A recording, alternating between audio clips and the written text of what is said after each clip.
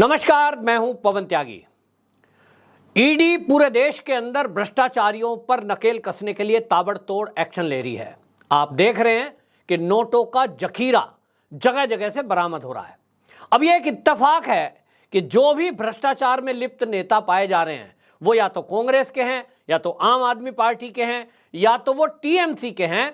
अब जब ईडी इन पर कार्रवाई कर रही है तो विपक्ष बौखला रहा है, लेकिन कपिल सिब्बल जो कि सुप्रीम कोर्ट के जाने माने वकील हैं, पूर्व कांग्रेसी नेता हैं, वो ईडी पर प्रश्न चिन्ह लगा रहे हैं और वो ये कह रहे हैं कि देखिए ये देश तो दो भाग में बटा हुआ है। एक वो भाग है जहां बीजेपी की सरकार नहीं है, वहां ना तो ईडी जाती है ना सीबीआई जाती है। दूसरा भाग वो है जहां बीजेपी की सरकार नहीं है, ईडी पीएमएलए जो कानून है इसका दुरुपयोग कर रही है। और वो जिक्र कर रहे हैं कि आम आदमी पार्टी के कई मंत्री देखिए लंबे समय से जेल में बंद हैं। लेकिन कपिल सिब्बल एक जाने माने वकील होने के बावजूद इस तरह की बात करें तो हजम नहीं होती, क्योंकि कपिल सिब्बल जी आप ही के दोस्त हैं, कांग्रेस के ही हैं। अभिषेक मनु सिंघवी वो वकील हैं आम आदमी पार्टी की तरफ से जो मनीष सिसोदिया का केस लड़ रहे हैं। इतने काबिल वकील हैं वो, तब फिर आप उनका अपमान कर रहे हैं क्या? आप ये बताने की कोशिश कर रहे हैं कि उनसे बेहतरीन वकील आप हैं। यदि आपको ये आम आदमी पार्टी वाले ले लेते तो शायद आप छुड़वा देते, ये सिद्ध कर देते कोर्ट में। क्या आप कर पाए? धारा 370 पर आप जिरह कर रहे थे कि धारा 370 को बहाल किया जाए।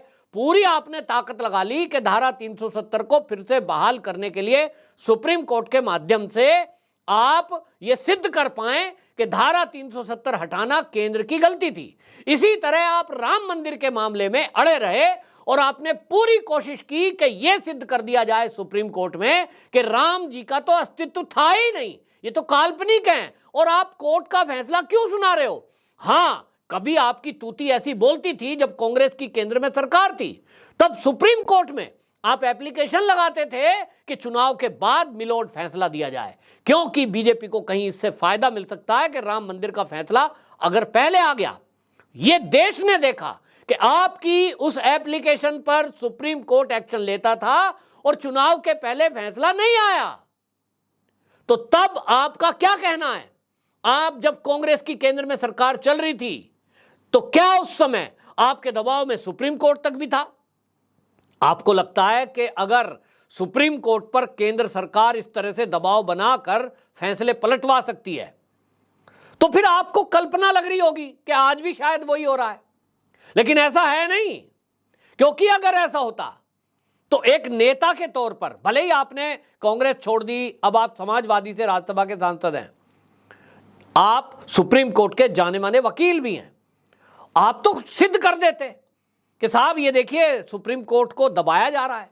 आपके तो मित्र भी हैं जजों में, बहुत सारे लोग आपके व्यक्तिगत संबंध है, तो आप प्रूव करो ना कि भाई सुप्रीम कोर्ट में के मोदी सरकार का दबाव है। पीएमएलए जो कानून बनाया है ईडी ने, जो सरकार ने बनाया, जिसके तहत एफआईआर दर्ज है, मनीष सिसोदिया जेल के अंदर बंद है, जिसके अंदर पार्थ चटर्जी टीएमसी का जेल के अंदर बंद है। तो भाई आप तो वकील हैं, आपका पेशा है लोगों की तरफ से प्रस्तुत होना।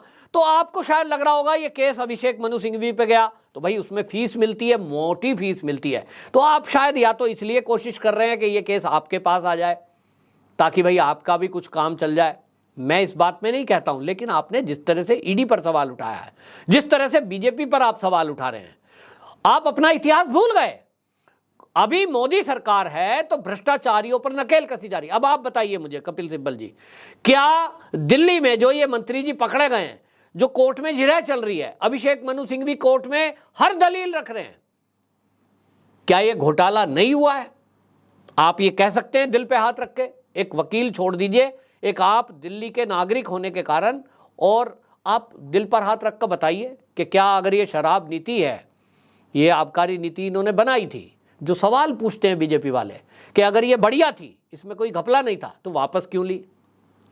और अधिकारियों की फाइल रात को 2 बजे क्यों वहां से निकाली जा रही थी? फिर जिस तरह के घपले घोटाले का सबूत ये ईडी की तरफ से प्रस्तुत किया गया है, आपने तो पढ़ ही लिया होगा निश्चित रूप से। तो क्या आपको लग रहा है कि उसमें कहीं कोई लूप पॉइंट ऐसा है जो अभिषेक मनु सिंघवी जी प्रस्तुत नहीं कर पाए? आप उसको पिन पॉइंट कर दो, आप ही के मित्र हैं, उन्हें बता दो कि भैया ये वाला नहीं, इस वाले पॉइंट पे जमानत मिल जाएगी। तो कोर्ट क्यों नहीं जमानत दे रही? कपिल सिब्बल जी, ये भी सच है कि देखिए, आप सवाल उठा रहे हैं एक वकील की हैसियत से या नेता की हैसियत से, आप दोनों रोल में, डबल रोल में। तो वकील का काम तो है कि कोर्ट में वो सिद्ध करे। ईडी की तरफ से भी जो वकील प्रस्तुत होते हैं वो सिद्ध करते हैं कि जो हम पकड़ के लाए हैं ईडी वाले, उसमें ये सबूत है। जज साहब उसको देखते हैं और इसी के कारण से जमानत दे रहे हैं या नहीं दे रहे हैं वो उनके ऊपर है। लेकिन कांग्रेस की सरकार में किस तरह का प्रेशर दिया जा रहा था एजेंसियों पर, उसके दो एक उदाहरण अगर मैं दूंगा तो आपको समझ में आएगा कि मोदी सरकार 2014 के बाद से जब से केंद्र में आई है, एक भी ऐसा केस नहीं बता सकते कि विपक्ष के नेताओं पर फर्जी केस लगाकर उनको जेल के अंदर डाला हो। लेकिन जब कांग्रेस की सरकार थी तो आपको याद होगा साध्वी प्रज्ञा ठाकुर, आप कैसे भूल सकते हैं साध्वी प्रज्ञा ठाकुर को? मालेगांव ब्लास्ट हुआ था 2008 में, और एक साध्वी, एक युवा, किस तरह का टॉर्चर किया गया उनको कि अगर कोई और होता, आम नागरिक होता, आध्यात्मिक व्यक्ति थी वो, उनके पास आध्यात्मिक शक्ति थी, अपनी एक विल पावर होती है व्यक्ति की, संत की, उसके कारण वो जिंदा है, फिर भी बीमार हो गई। कोई और होता या तो आत्महत्या कर लेता। जिस तरह के आपने टॉर्चर किया, उनको परेशान किया आपने, मतलब कांग्रेस की सरकार में जो हुआ है। और इसी तरह स्वामी असीमानंद एनआईए की कोर्ट में प्रस्तुत किया जाता है, उनको ये टॉर्चर किया गया कि या तो आप जो है मक्का मस्जिद का हैदराबाद में जो 18 मई 2007 में ब्लास्ट हुआ उसे स्वीकार करो कि हिंदू आतंकवाद, हिंदू भी कट्टर हो गए हैं, हिंदुओं ने वो रखवाया, इस तरह का कोई संगठन है। आप प्रूव करने में लगे थे केंद्र की पूरी कांग्रेस की सरकार कि हिंदू भी आतंकवादी हो गया है, हिंदू आतंकवाद शब्द गढ़ा। आप तो सनातनियों को बदनाम करने का पूरा प्रयास कर रहे थे और आपकी सरकार में प्रेशराइज किया जा रहा था एजेंसियों को कि आप प्रूव करिए कि हिंदू भी आतंकवादी हैं। और आपने टारगेट किसको किया? हिंदुओं के संतों को। स्वामी असीमानंद संत, साध्वी प्रज्ञा, और तो और कर्नल पुरोहित, मतलब सेना के कर्नल। आप क्या प्रूव करना चाह रहे थे? पाकिस्तान से आए हुए आतंकवादी ब्लास्ट कर जाते हैं, उनको सेफ पैसेज दे दिया जाता है कि आप निकलिए, पाकिस्तान का कोई रोल नहीं है, ये तो भारत के ही लोग कर रहे हैं, ये तो भारत के ही हिंदू कर रहे हैं, भारत के ही संत समाज कर रहा है, भारत के ही सेना के अफसर भारत के अंदर लोगों को मारने के लिए ब्लास्ट कर रहे हैं। आप क्या प्रूव कर रहे थे? कांग्रेस की सरकार में क्या हो रहा था? आप मोदी सरकार पे ब्लेम करते हैं कि दो भाग हो गए हैं। आपने तो देश के टुकड़े टुकड़े करने का पूरा इंतजाम कर दिया था। संपूर्ण हिंदू समाज जिनकी आस्था श्री राम जी में है, इस देश का बहुसंख्यक जिनकी संख्या उस समय मान लो 80 करोड़ थी और आज 100 करोड़ हो गई है, उनकी आस्थाओं पर आप तो प्रहार कर रहे थे कि राम जी का कोई अस्तित्व ही नहीं है, और इस पर फैसला नहीं होने दिया। आजादी के बाद तत्काल अगले ही दिन इसका फैसला हो जाना चाहिए था। जो 65 साल लटका कर रखा कांग्रेस की सरकार ने, सब हिंदुओं की आस्था को कुचल दिया गया। वक्फ बोर्ड को करोड़ों अरबों रुपए की जमीन दे दी गई। ऐसा देश चाहते हो आप मोदी जी पर सवाल उठा रहे हैं कि सरकार दुरुपयोग कानून का कर रही है, तो क्या ये सबूत नहीं मिले? कहीं कोई ऐसा है कि कोई सुनवाई नहीं होती, एजेंसी पकड़ती है और थाने में बंद कर दे रही है या अपने ऑफिस में बंद कर दे रही है, कोई कोर्ट कचहरी नहीं है, अपनी मनमर्जी चल रही है क्या? किस तरह की बातें कर रहे हैं? सीधी बात है कि जो भ्रष्टाचारी हैं उनका एक दल है और उस दल में ये सब शामिल हैं। एक गांव की कहावत थी ना, चोर चोर मौसेरे भाई, माने सब भाई बन जाते हैं। तो लगता है कि सारे इकट्ठे हो जाओ तो आप देखो एक सुर में सब एक ही बात बोलेंगे, तो वो सच नहीं हो जाएगी। ईडी अपना काम कर रही है। पहली बार देश आजाद जब से हुआ है, एजेंसियां इतना बेहतरीन काम कर रही है कि जब ईडी का भी कोई अधिकारी इधर उधर होने लगता है, यानी कहीं डामाडोल होने लगता है पैसा देखकर, उसकी भी गिरफ्तारी हो रही है। ये देश पहली बार देख रहा है।